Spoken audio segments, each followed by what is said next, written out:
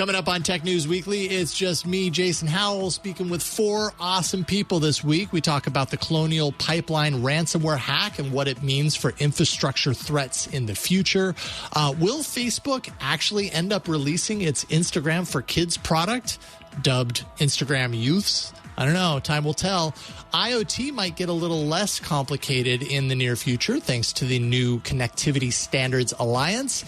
And we talk a little bit about the current state of virtual reality in 2021. All that and so much more up next on Tech News Weekly.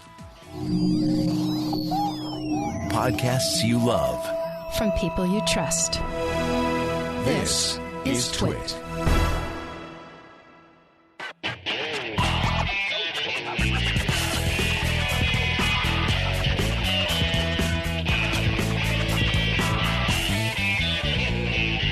This is Tech News Weekly, episode 183, recorded Thursday, May 13th, 2021.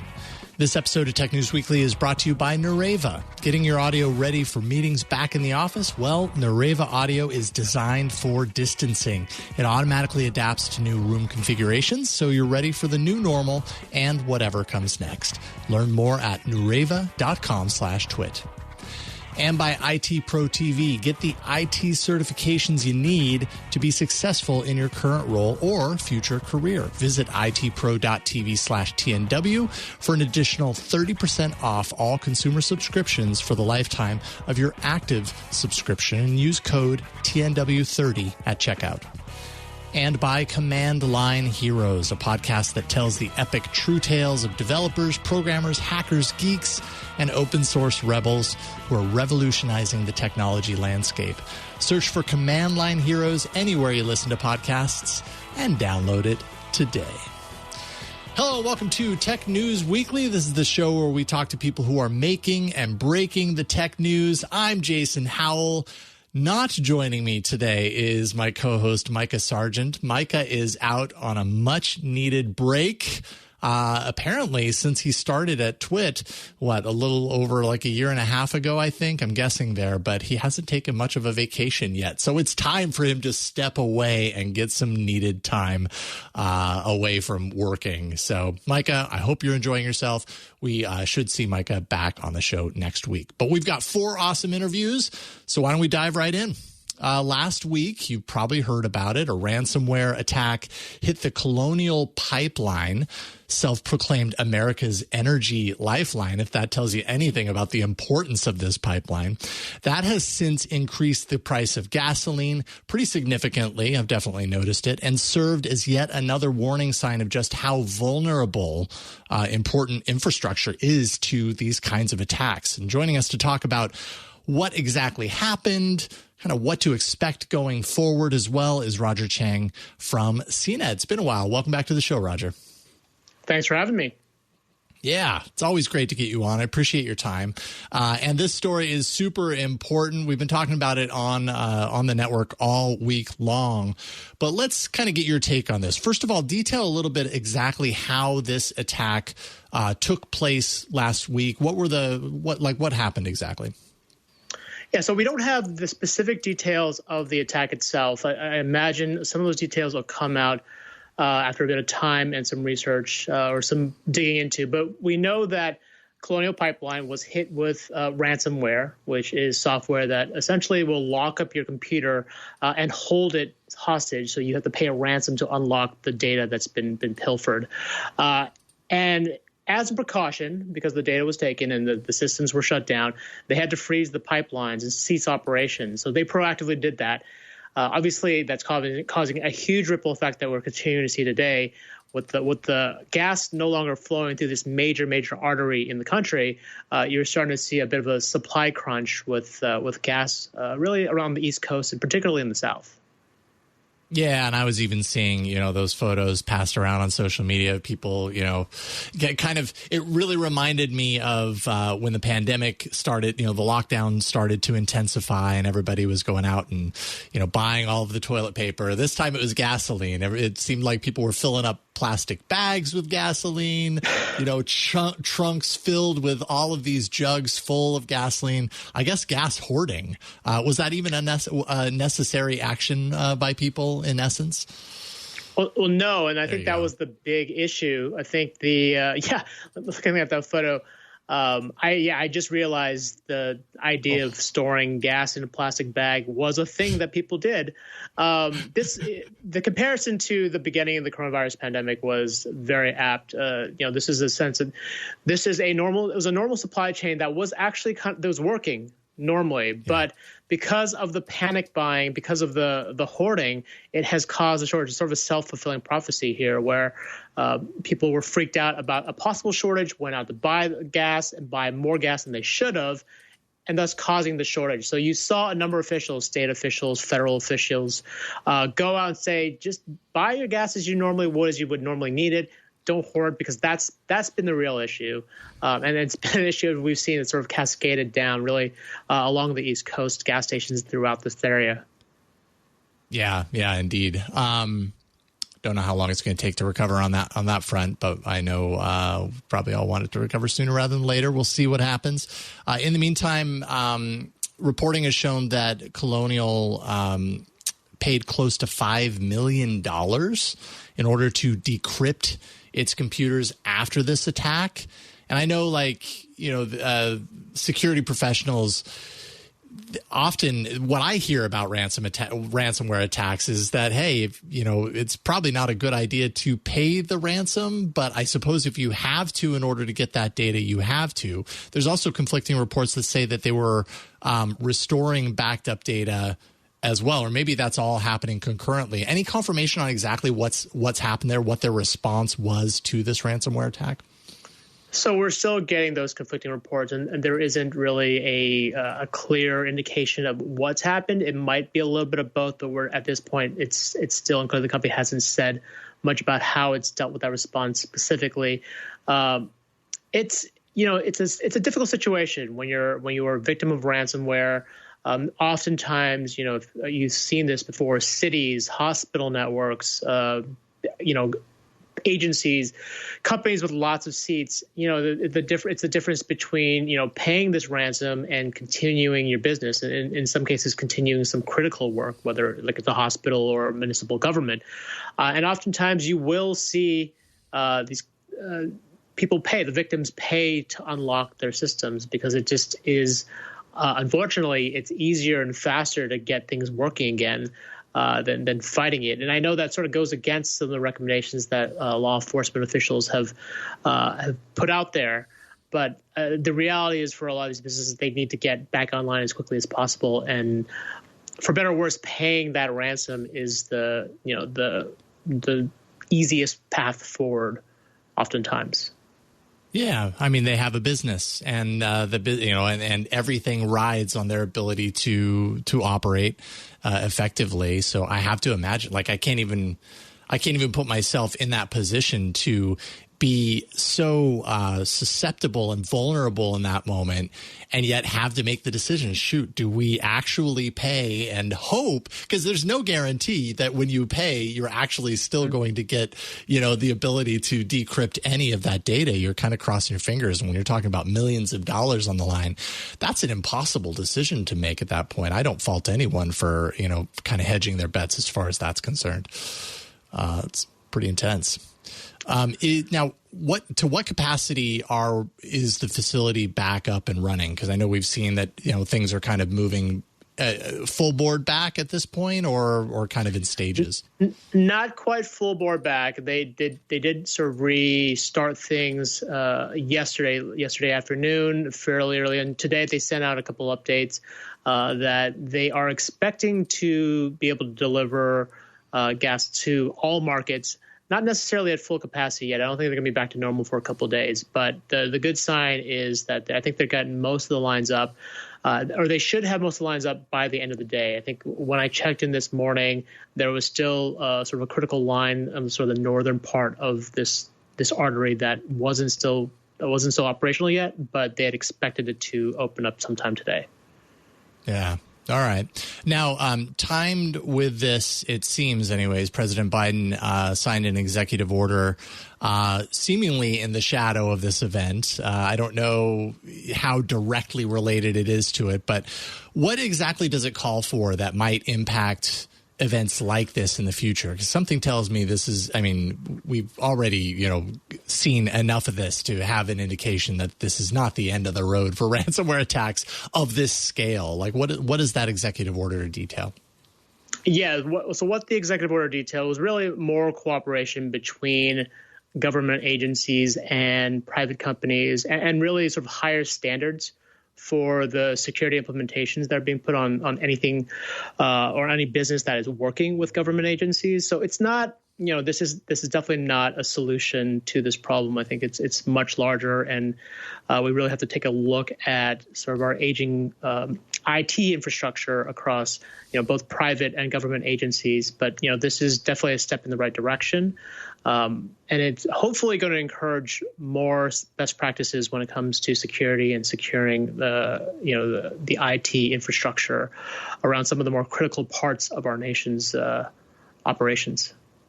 Yeah, and that right there just seems to be the crux of it all, right? Like, these systems were built however many years ago, not with this sort of attack or this sort of vulnerability in mind, yet here we are.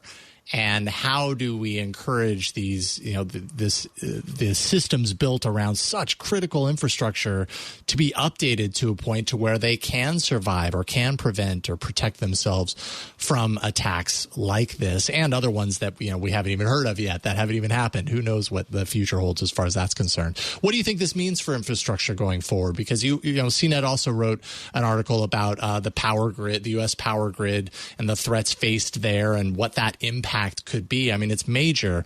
What do you think this means for infrastructure going forward?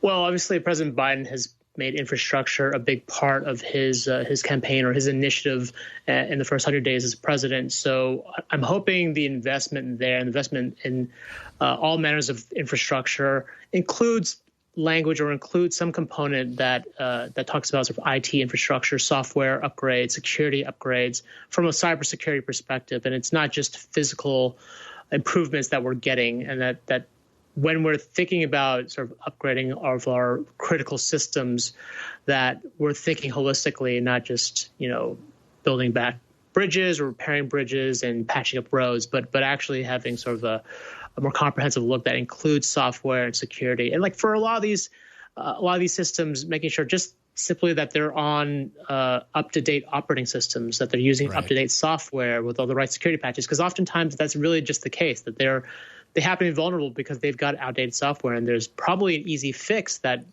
people have just overlooked because it isn't a priority until it's a crisis. Right. Yeah, that's the problem too, right? Is always being reactive instead of proactive in these situations. So who knows? Maybe this executive order will help to encourage that. Only time will tell. Roger Chang, of course, executive editor at CNET News. Roger, always a pleasure getting you on the show. Thank you for carving out some time for us today. If people want to follow what you do, where can they find you? You could find me on Twitter, Roger W. Chang, or just check us out on CNET.com. We've got plenty of amazing articles to read.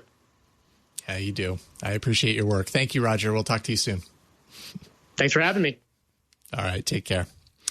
All right, up next, Instagram Youth is what it's called, apparently, internally at Facebook.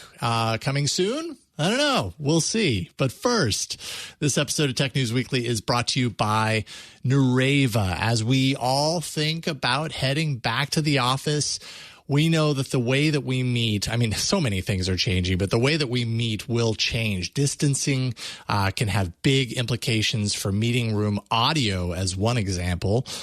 Might require actual changes in room configurations, that sort of stuff.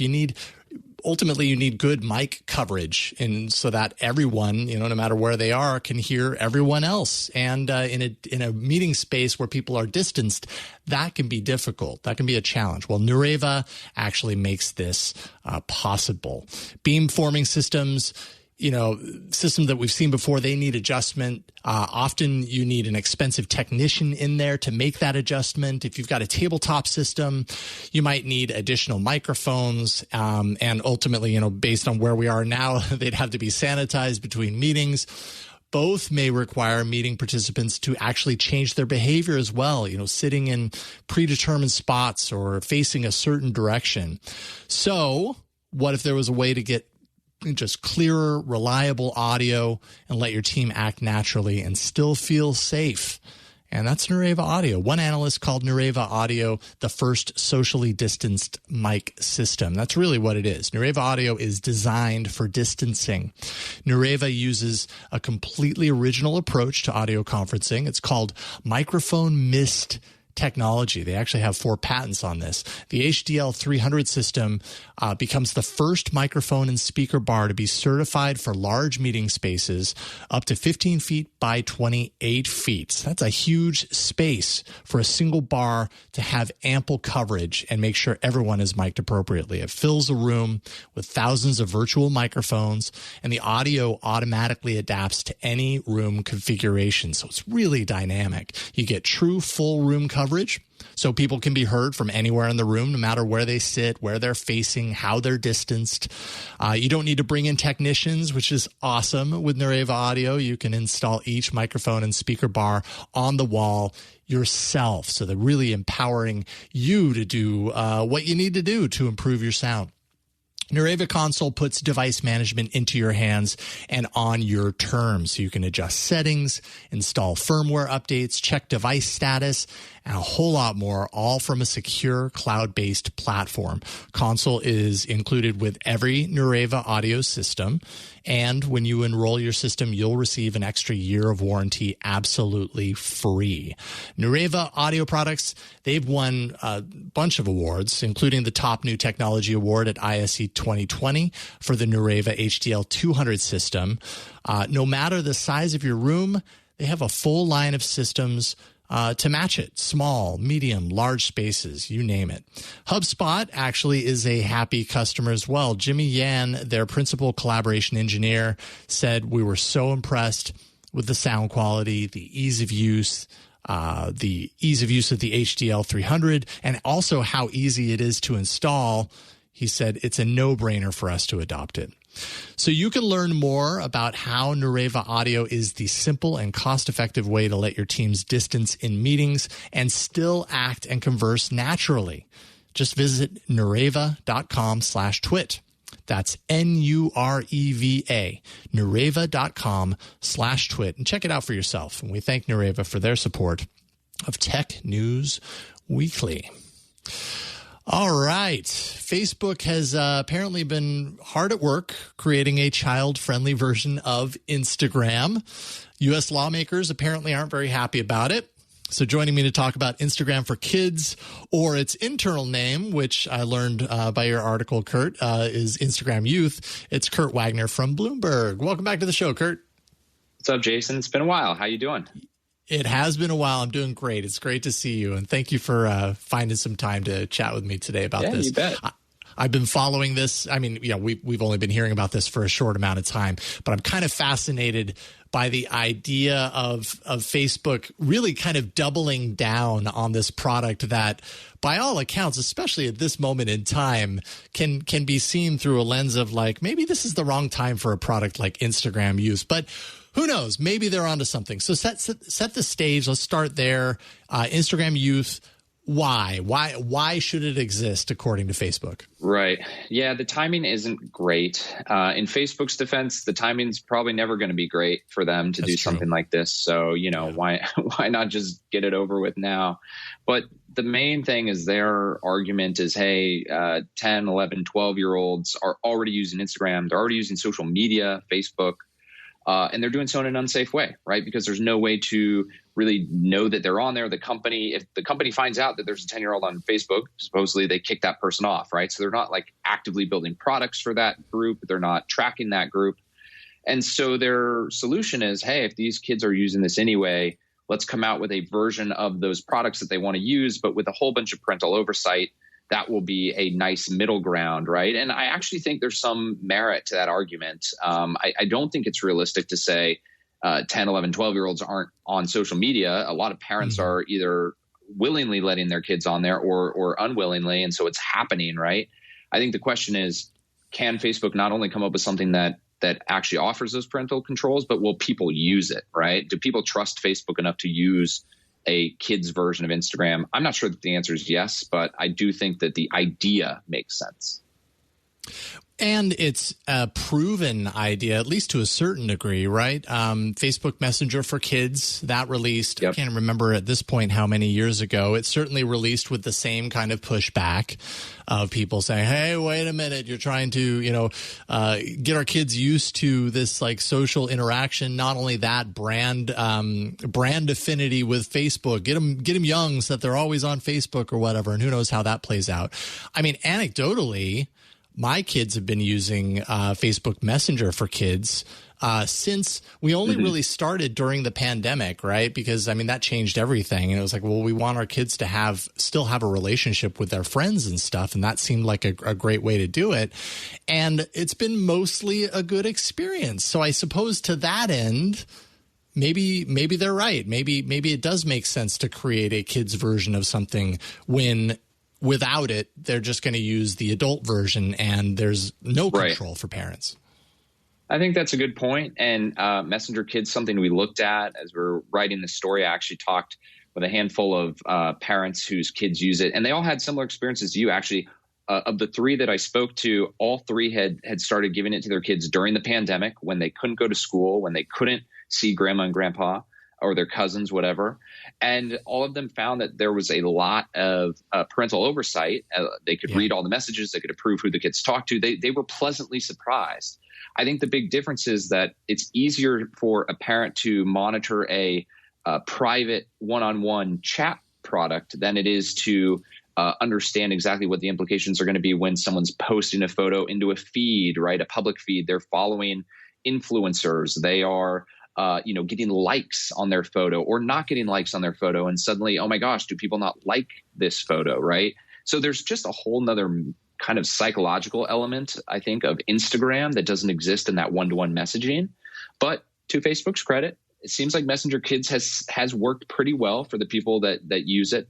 And it's a lot bigger than you would think. I think they told us there were more than 7 million active accounts on Messenger Kids, which kind of shocked me. But there you go. So there is an appetite for a kid's version of these kind of social media services. Yeah, I think what you're talking about is really kind of the crux of like my conflicted feelings on this. My immediate reaction is, heck no, I don't want my kids using an Instagram, even if it's for kids, because of that very reason, right? Like I know for adults, it's difficult to navigate kind of the complexities of social engagement and the comparisons that people find between, seeing the beautiful lives that people on social media are leading. Mind you, they're only posting the good things. That's what we are pretty certain of. Right. And so then you take those kind of pressures of societal like cues and pressures and you put it on your 9-year-old. Like that seems very out of balance. But then at the same time, if they're actually going to be using a product anyway in one way or another, like I can only use another example from my life, which is, that they're actually watching YouTube a lot more now than I ever let them before.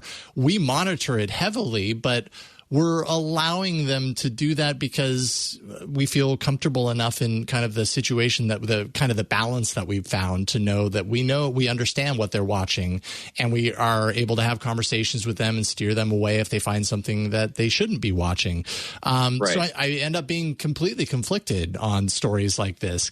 I have that knee-jerk reaction. I'm sure that I'm not alone. Well, I think this is where Facebook's reputation is just a total killer for them, right? Is that, there's people like you who have kids in this demographic. You're not, anti-tech across the board, right? And there is probably some value that you could see in saying, hey, I'm going to let my kids kind of learn how to use social media in a protective way. At the same time, you hear that it's from Facebook and your initial reaction, not you specifically, right? But our initial reaction as society is, oh, of course, I'm never going to let my kid use that because it's a Facebook product and Facebook can't be trusted and they've got privacy issues and their intentions are not pure, right? That's the biggest one is like, what are they really trying to get at? They can't possibly be just trying to fix this kind of like weird gap in between, being 10 and being 13 on social media. So I think that's where this really comes to hurt Facebook is they just haven't positioned themselves to be the proper steward of this type of a product. And so as a result, I I think it's going to be a really tough slog for them. I don't think this is going to work very well because of that. Yeah. I'm curious to see if it has the same kind of path to success that Facebook Messenger for Kids did. And I kind of agree with you. I think they face very different challenges with a product like this compared to the other one.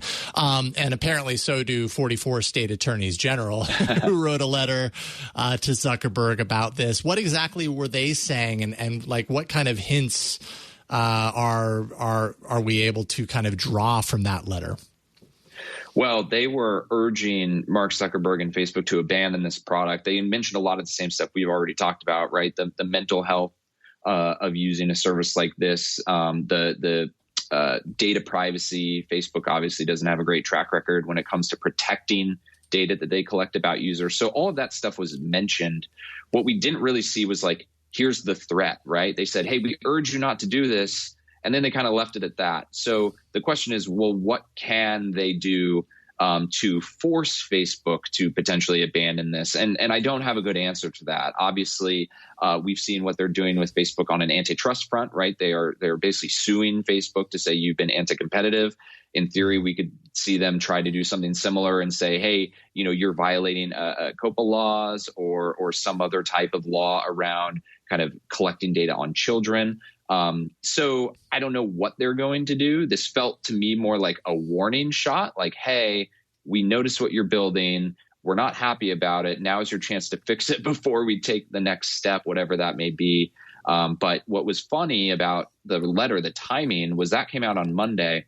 Friday of last week is when our story came out, which was, I believe, titled something like Facebook won't apologize for Instagram youth. So here you have Facebook saying, we're building it. We're not going to say, sorry, we're building it. We think it's a great idea. And 2 days later, you have 44 state AGs saying, hey, guys, pump the brakes. Otherwise, you'll be hearing from us again.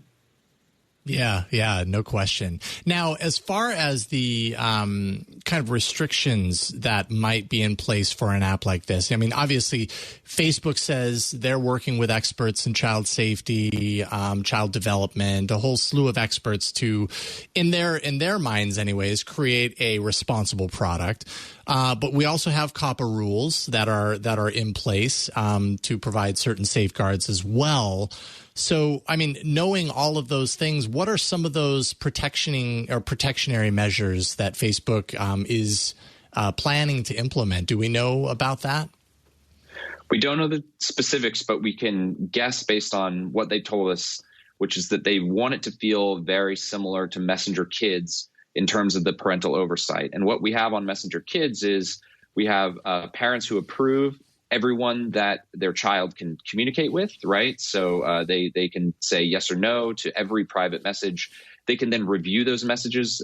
Kids can't delete them either. So, if your kid is doing something that's inappropriate, they can't just delete it and hide it from you, which is, I think, a good thing.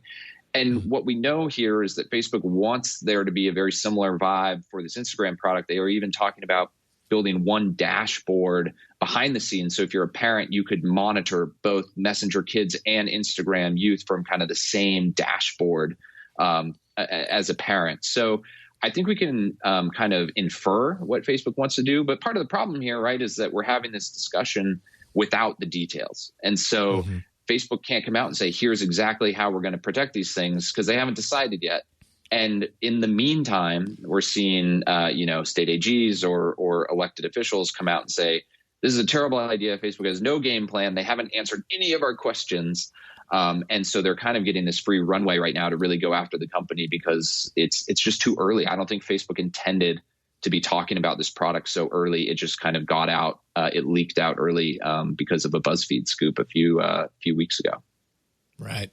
Yeah, and I'll be curious to know like what the release, what their intended release date for something like this is. Is it sometime this year? Or are we so far ahead that we, and I suppose there's the possibility that it absolutely just doesn't happen. That Facebook could face enough blowback on this in the interim that they do not end up releasing something like this. Although, like you said, they kind of feel like, it kind of doesn't matter. They're going to do it anyways. And I wouldn't be surprised there either.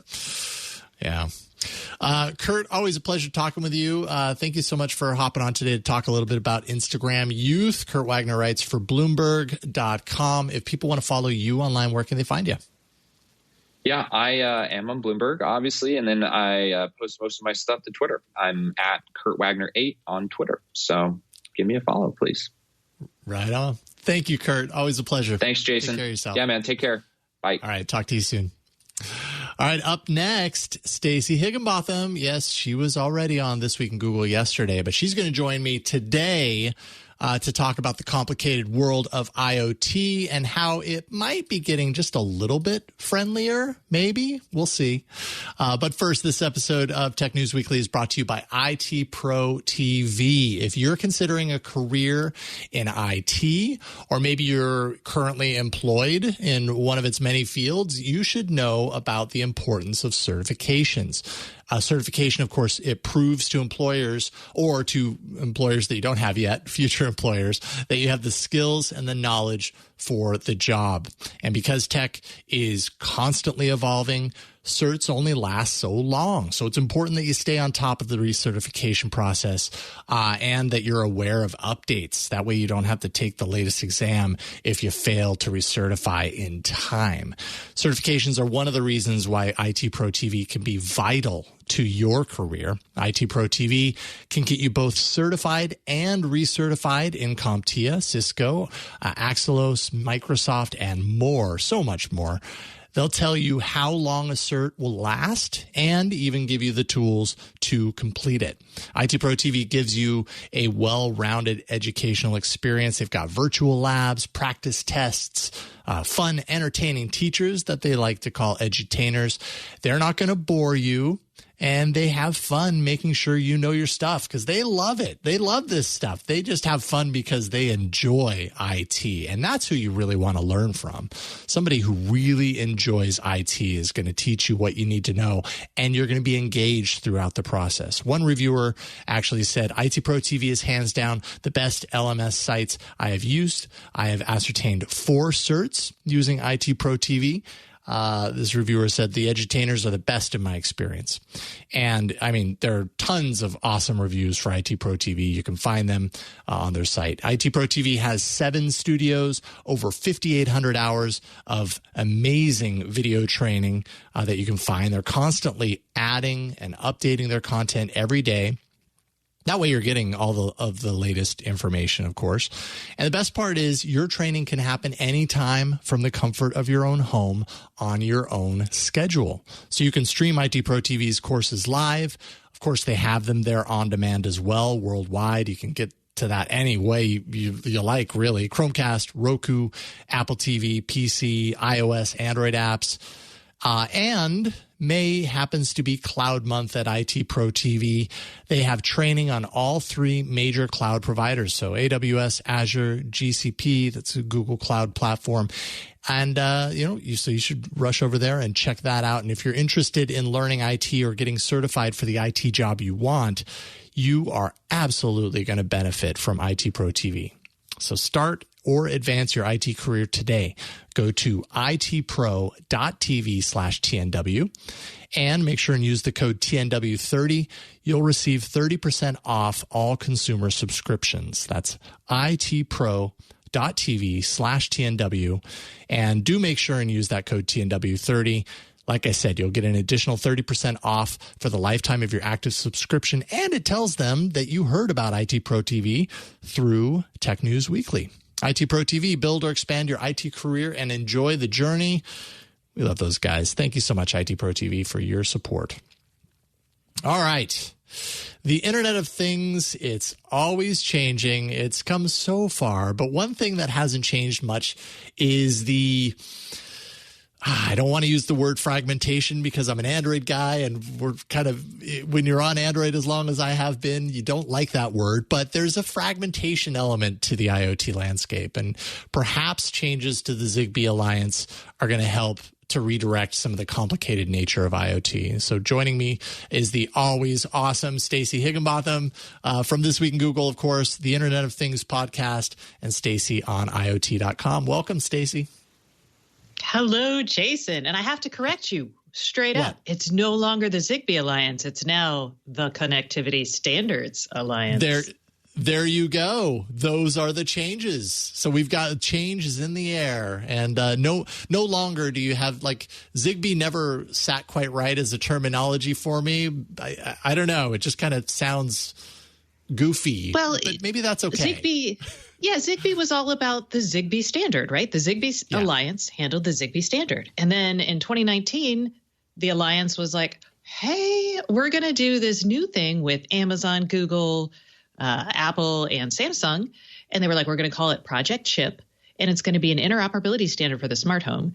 And the big question was, if this thing takes off, you need to have that be the name of the alliance, right? Not Zigbee, if Zigbee is a secondary standard. But what it turned out, Project Chip, just earlier this week, became a new protocol called Matter. And the Zigbee Alliance was like, we're still going to handle Zigbee. We're going to handle Matter, and we're actually going to bring in some new connectivity protocols for the smart home. So we're going to rename ourselves, ta-da, the CSA, the Connectivity Standards Alliance. CSA is a little bit easier to use, rolls off the tongue. I like that. Yeah, it is. So in this alliance, like what exactly does this change as far as what might actually be possible now that wasn't possible before based on the terms of this alliance? For the alliance, or are we talking about what's going to happen in our homes? Like, what do we care about? Yeah, well, I think, yeah. Let me rephrase that. For the consumer, like, all right, you know, a new alliance, that's great. But I think ultimately for the consumer, IoT has just been kind of a complicated, confusing mess of things. And there have been ways in which things have been simplified and everything. Is this alliance and this, this move to Matter and kind of the changes that are under that umbrella, is this something that has the potential to materially affect and improve that experice? Yes, for some devices. So as a consumer, once these devices are out, and they won't actually be available, the earliest we'll see products on shelves that are Matter certified is going to be towards the end of this year, because the certification doesn't even get released formally until fall, and then early next year. So just so y'all know, that's where we're at. But what you can expect is that if you buy a Matter compliant device, it will work with other Matter compliant devices. You no longer have to say, hey, is my Nest thermostat going to work with HomeKit? Or does this sensor I want to buy work with Amazon's ecosystem, or is it only Google? Right? So that's essentially the core of what's going to happen. But it's only going to happen for lighting, blinds, HVAC, security stuff that does not include cameras, controllers, hubs, and access control. So door locks, garage door openers, that sort of thing. Okay. And you, so obviously I produce This Week in Google. So I heard you talk a lot about this on yesterday's episode. Jason. So no, it's okay. But I mean, that's part, some of the questions that I had were related to that. One thing that you mentioned had to do with hubs and the importance of hubs in kind of, allowing for this kind of tighter or neater integration. Why is that? Why does the existence of a hub, improve this scenario? Well, so eventually you may not need, all smart homes have to have a brain, right? Because some of the things you're controlling, like sensors, they don't have enough computing power on their own to think for themselves. So when I think of there's hubs, and that I think of as the brains of a smart home. So it could be something like a SmartThings hub, or it could be like, a Pi running Home Assistant. It could be, I don't know, your Amazon Echo could be a hub. So, or your phone even. So all of those are hubs. But then there's also bridges, and bridges are a little different. All they do is they speak one protocol, like Bluetooth and Wi-Fi, and you plug that in, and your Bluetooth devices talk to the hub. Your Bluetooth devices talk to the bridge, and then the bridge talks to your Wi-Fi network and gets it out to the cloud. So in the Matter world, you could have both of those things. And the hub will be important because it's going to be your brains. And you can pick whatever brains you want as long as they're Matter certified, and they'll talk to any other Matter devices. But you're also going to need some kind of bridge for like your existing devices. So if you've got a bunch of like I have a bunch of Philips Hue Zigbee-based light bulbs that talk to a Philips Hue. They call it a hub. I want to die on this terminology here, but and that converts Zigbee to Wi-Fi so I can remotely control my lights. Well, Philips says, or Signify, the company that owns Philips, says that they're going to update their bridge/hub for Matter compliance. So now all of my light bulbs will be Matter compliant as well. I'll be able to control them in a Matter with other Matter devices. Does that make sense? Was that overwhelming? Yeah. No.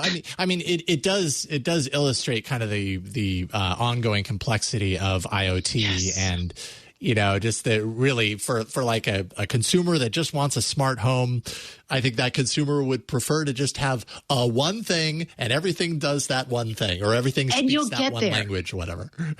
Yes. If you're like a new consumer you're like, finally, I'm here, like next year, you're like, this summer, I'm going to get into the smart home. You can waltz yourself into Best Buy and you're going to be able to look for the Matter logo. And if the Google display has it, and we don't know how Google, Amazon, and Apple are going to roll this out. Apple, for example, on their HomePod Mini already supports Thread and Wi-Fi, which are the two protocols, the radios that Matter's going to work with.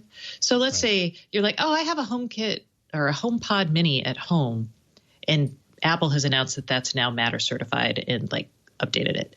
Then you can walk into any Best Buy or Home Depot and buy any Matter certified light bulb or thermostat, and it's just going to work with that thing. You're not going to have to do weird account linking setups on your device. It's going to be, you'll provision those things onto your network, and then those things will be able to talk to your HomePod. Actually, Apple, it's going to be very similar to actually how Apple's current setup works. That sounds delightful. If things work that easily, then I'm entirely on board. So then, and what you're saying as far as the hubs are concerned, because I'm a house with Hue bulbs as well. So we've got Hue bulbs in almost every room. We've got the hub downstairs, and Hue is just one example. Where am I going with this? Ultimately, there are devices that are already out, Hue being one example, that will be kind of backwards compatible or will be flashed in order to work with this new standard. Likely to see others outside of Hue as well, I imagine.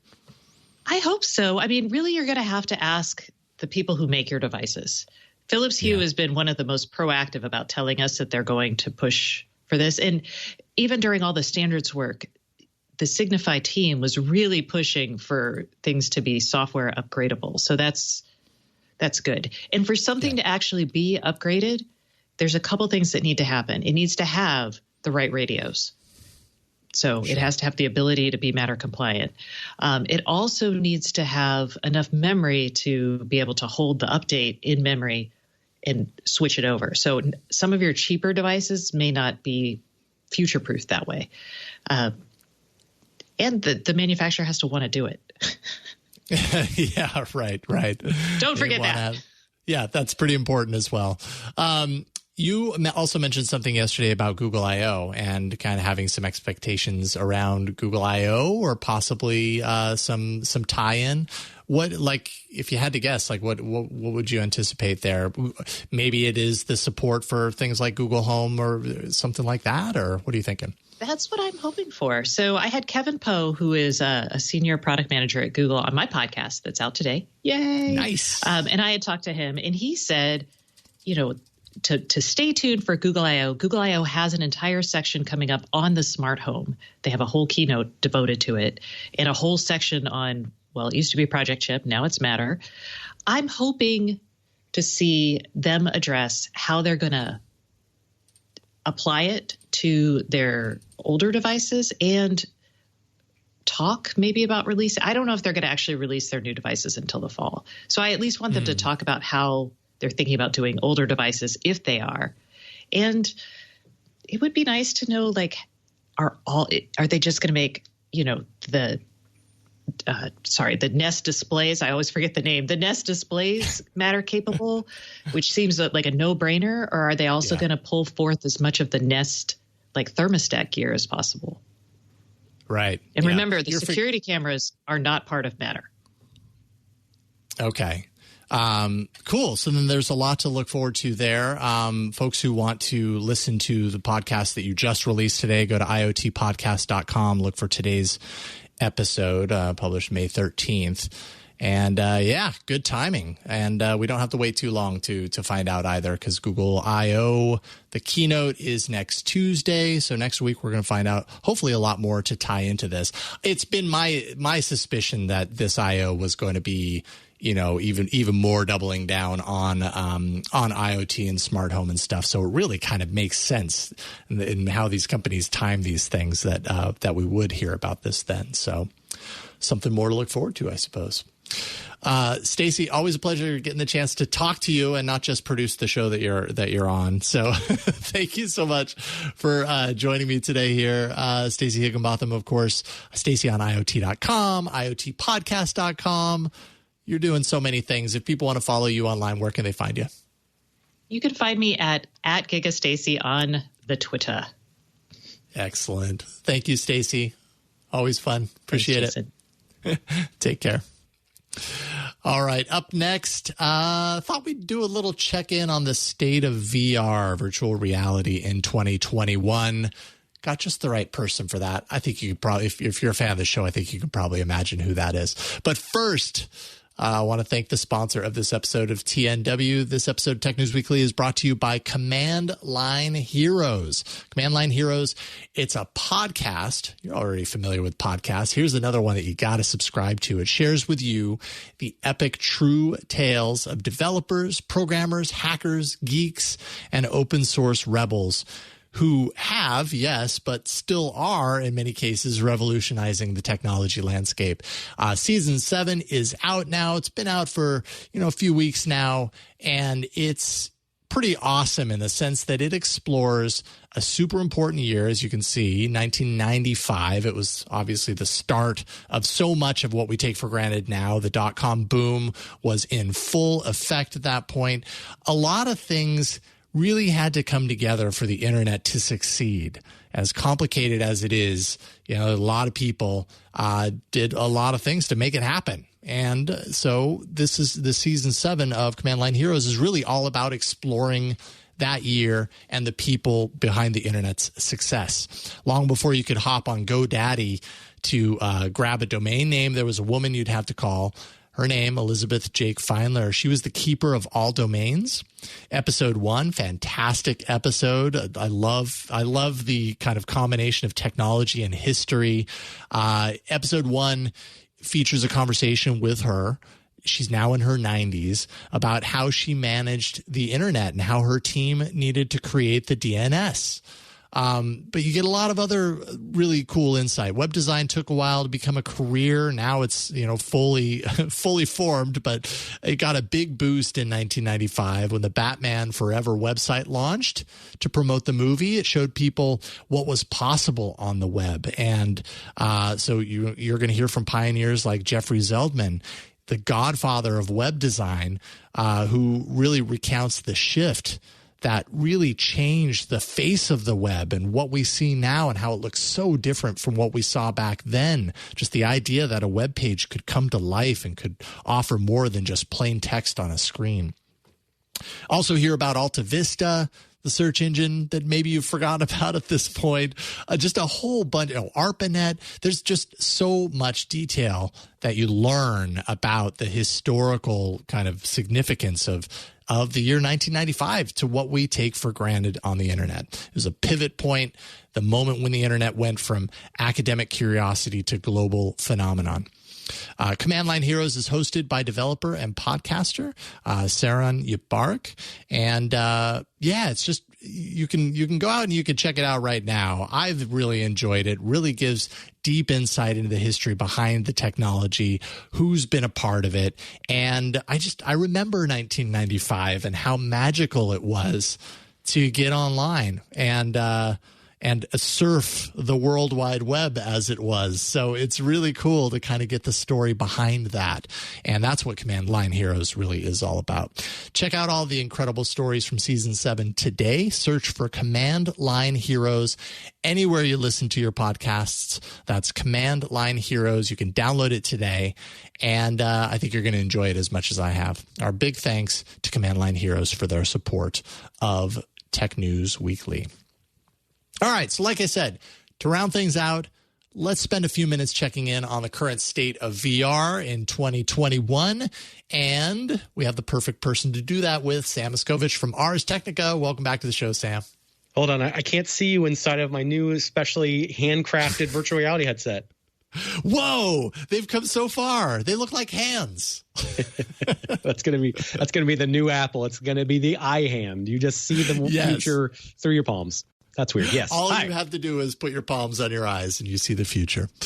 So I saw a few kind of VR stories kind of happening in the last week or so, and thought it would be fun to talk a little bit about this. And are we at a point of progress, or are we just kind of like cruising along right now? I feel like as a technology, VR went through this like crazy time a couple of years ago where everybody was super excited about it. Right now, it's kind of like it's humming along, and I don't know if that's a good or a bad thing for the technology. I don't feel like personally it's going anywhere. I mean, I don't feel like it's going away, is what I mean. Well, it's I interesting enjoy right VR, now, but I don't feel like it's going away. We're at the 5-year mark since HTC's Vive became a pretty big product where they said, we're going to sell you a kit. You hook it up in your house and you'll feel like you're somewhere else. We'll give you an app that lets you sort of paint and sculpt. We'll give you one where a whale flies over your head. We'll give you stuff where you shoot guns. Like this, it was really happening 5 years ago. And this week, HTC's Vive division, they're the ones who created the original Vive in partnership with Valve and their Steam VR initiative. They broke off into their own thing years after, and they had a big thing called ViveCon. And there had been teases and questions of what's coming out. And their answer was 2 new headsets that are both very expensive and very clearly pointed at businesses. So I'm calling it the end of HTC's VR for the home mission, which I would say lasted about 5 years. These 2 headsets, the Vive Focus 3 and the Vive Pro 2, are both incremental jumps from prior models. The Vive Focus 3 is what we would call an all-in-one. It has processing built into it, so you don't have to hook it up to a computer. You just strap in, hit a power button, hold some controllers in your hands, and you can feel like you're somewhere else. That's very similar to Oculus Quest 2, and it has similar specs. They actually both use the same Snapdragon XR2 processor, stuff like that.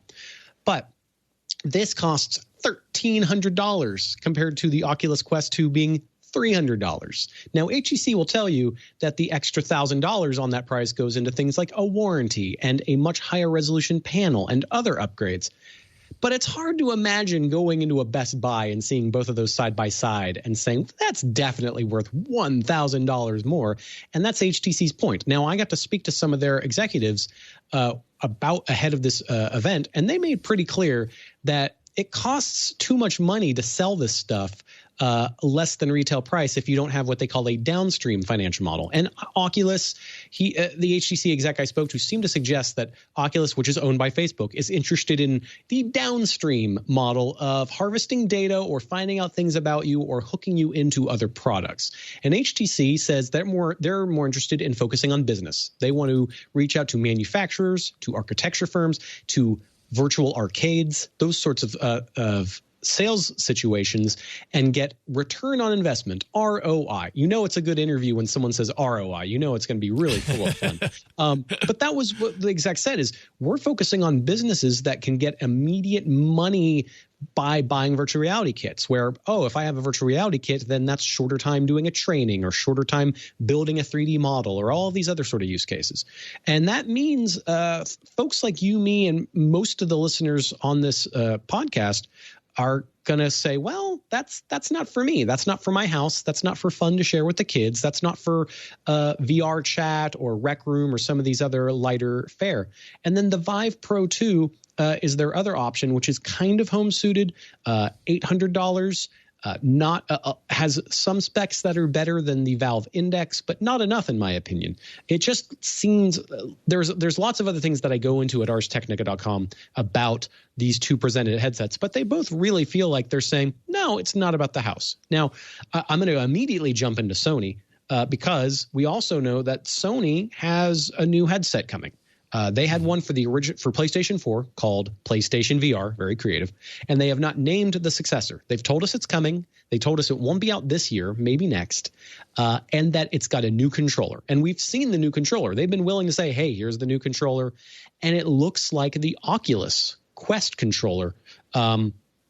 It's got the joystick and grip buttons and action buttons. It looks very similar.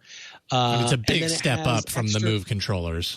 As a PSVR owner, the Move controllers are just awful by comparison to what we're used to. So happy to see that. And so Sony's not making this for ROI. They're not making it to get into manufacturing. This is clearly for PlayStation, for fun in the home. So that's still happening. But now we've heard more about the plan for the headset itself. A lot of it is just confirming what we've assumed, which is that it's going to resemble Oculus Quest 2 in terms of having what's known as inside-out tracking, meaning you just put it on and it just senses the room. It senses where your hands are. You don't have to add an extra tracking box, or in the case of PlayStation, you don't have to add a webcam. There's a webcam on the PlayStation 4 version, and it stinks. And getting rid of that is a great idea. And then we have higher resolution on the panels, potentially what's known as foveated rendering, meaning it might track your eyes, it might not, but either way, it will blur the stuff you're not necessarily looking directly at. Now, resolution really matters on virtual reality to feel like you're there. So if you can strip out the pixels you're not looking at so that the ones you are looking at look extra crisp and extra real, then that not only looks better, but also means your PlayStation 5, which it'll be made for, doesn't have to work as hard. So it's sort of win-win-win-win-win. And that's the dream, is to have something that runs really smoothly and has that exclusive Sony game development prowess. All of their really good games for PlayStation VR a lot of them are first party. We had Astro's Playroom is the one that's, I would say, that's a PlayStation 5 game, but there's one called Astrobot Rescue Mission. That's the one in VR. I'm mixing these up. Essentially, so cute robot in VR, super, super good. And we really hope there's a sequel there. And we also know that Sony's good at making a lot of other franchises. And that'd be one way to spruce up series you haven't seen for a while as well. Here's the VR version.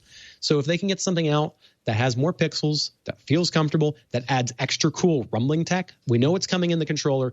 We might get vibrations and rumbling in the headset. And that is something we haven't seen yet. That's all kind of rumor and hearsay and speculation at this point. It's not all confirmed, but it all sounds like it's coming, because developers need to know, because they need to start making games for it at some point. So whenever that comes, hooray.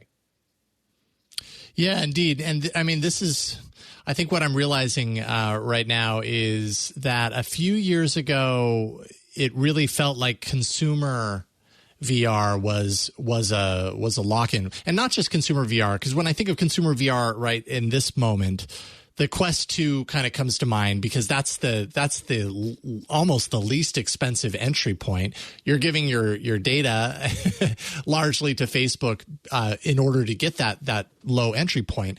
But that's a consumer version of VR that I think most people who are interested in VR but aren't like entrenched in it, that's probably the easy, like low hanging fruit. But there's that middle category, that like $500 to $700 range, that I feel like, correct me if I'm wrong, used to be a lot more developed. That used to be kind of the competitive area, that $500 to $800 area. Now we're seeing a lot less of that. Or are we? Like, are there players outside of HTC and Oculus and Sony, of course, that really excite you the way some of these maybe did 3-4 years ago? Well, I wonder what's going to come from Valve again, because I'm a fan of the Valve Index. The pixels are solid. They're not as high res as the Vive Pro 2 and some of these others, but it is good enough for really, really convincing VR where, for example, you'll see some text in the virtual world and you can actually read it. It's good enough for that. HP has an even higher resolution panel called the Reverb G2. And there are some freaks out there who could attach that to Microsoft Flight Simulator, which has an early, unrefined virtual reality mode that's a little slow and chuggy. I don't recommend it if you might get sick because the world doesn't move quickly enough in the virtual. Like, you need a lot of processing power for that to work. But it's higher resolution, so if you're a Flight Simulator fan and you want to lean in on your cockpit's panels and see every button and every piece of text, that'll do it. And that is an affordable set that people really like. It's not as good for jumping up around and playing a game like Beat Saber, but it works. But I do wonder whether those companies are going to continue pushing those models, or if we're going to see more coming down to the bottom where you get those prices down, you get more people in. And ultimately, I think a lot of companies are sort of doing a wait and see while we see whether augmented reality glasses are going to happen. Now, the rumors were 2023 for Apple to have a pair of glasses, possibly, maybe sooner than that. And of course, the chip shortage has changed everything. So since those reports have come out, there's no telling when the heck we're going to get a pair of glasses. But the idea is, let's face it, anyone listening to this show is possibly on that higher level of, I'm willing to strap into a thing that's bulky. It requires cables. It might require a computer, a graphics card, all this other jargon.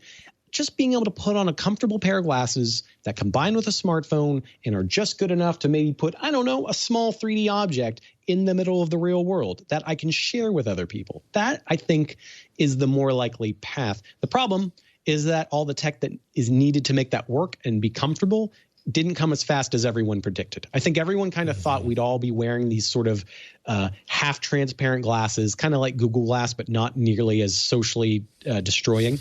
And have that sense of, oh, we both looked at the table and there's a game and we each can use our fingers and tap it and adjust it. And the tech's not there, the prices aren't scaling down, and the chip shortage isn't going to help that at all. So in the meantime, we are in this little hovering in-between point of, okay, well, are we going to continue strapping into stuff? And Oculus Quest 2 at $300 is answering that with yes. Someone out there said, let's get the price down to that number, and we'll figure it out later. We'll bleed cash now because we'll bleed the cash because we're Facebook, and we'll figure it out later. And they sure are figuring it out later. Because here's the thing, Jason. Have you noticed in a pandemic a bunch of people saying, let's all get into an Oculus Quest and meet up for social hangouts?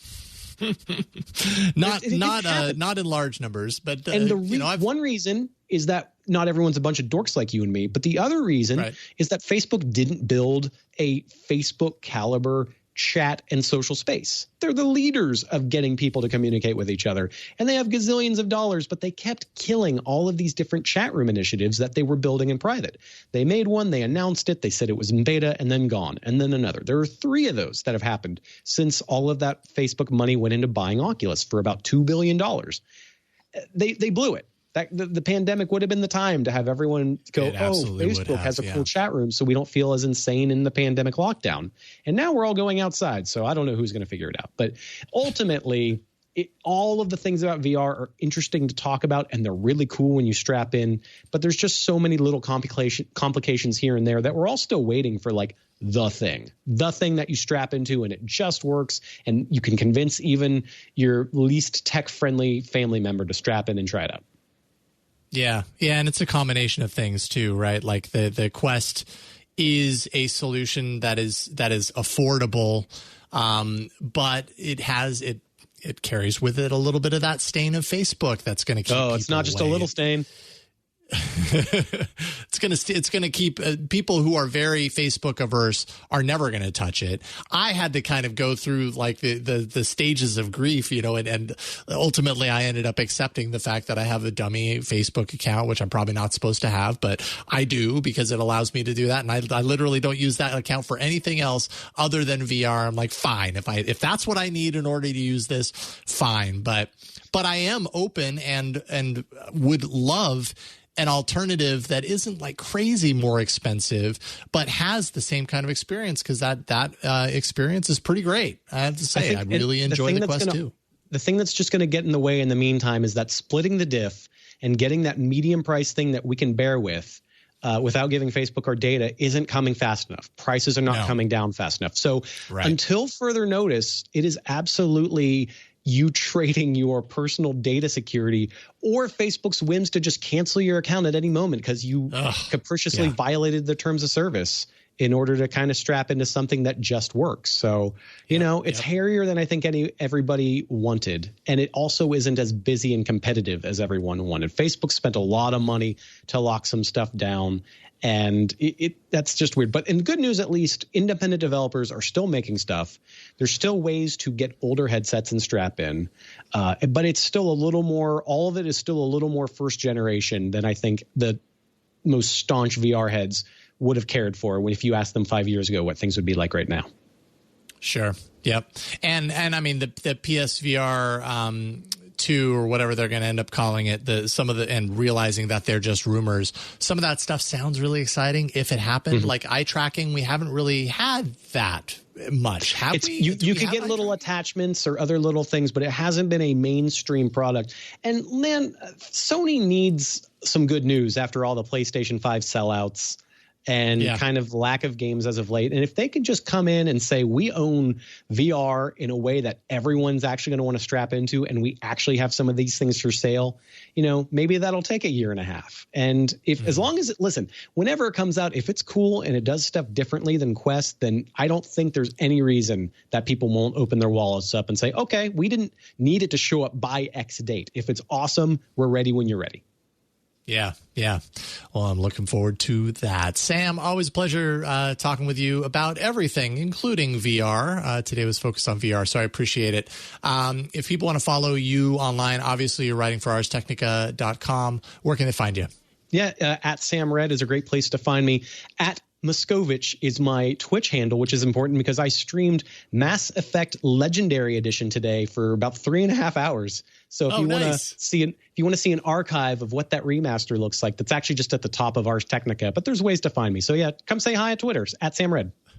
Thank you, Sam. Take care of yourself. We'll talk to you soon.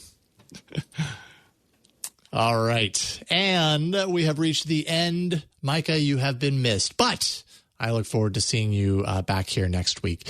And I look forward to seeing you, viewers and listeners next week as well. We publish this show every Thursday. twit.tv/TNW is the place to go. You can subscribe to the show in audio, video formats. Jump out to YouTube, watch us there. However you like, subscribe, and you won't have to seek us out anymore. We just appear naturally and magically.